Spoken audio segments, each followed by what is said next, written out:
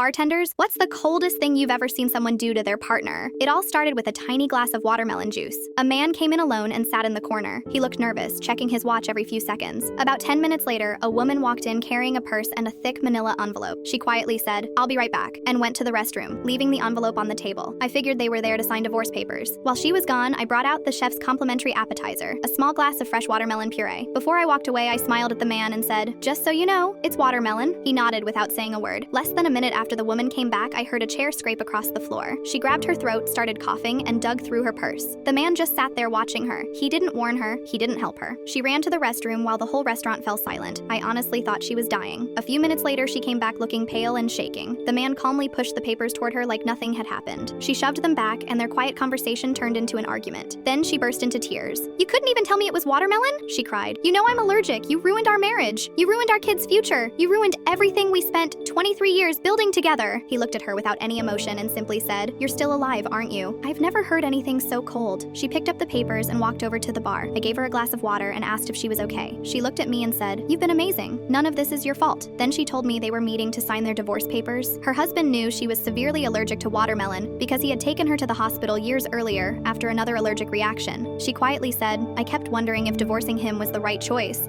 Today, I finally got my answer." A few minutes later, the man signed the papers, paid the bill, and walked out without looking back. He never asked if she was okay. He never apologized. The woman sat there crying for another minute before trying to leave. She took only a few steps before her legs gave out, and she collapsed onto the floor. I immediately called 911 while another customer, who happened to be a nurse, stayed with her until the ambulance arrived. As the paramedics lifted her onto the stretcher, she looked at me with tears in her eyes and whispered, "Thank you."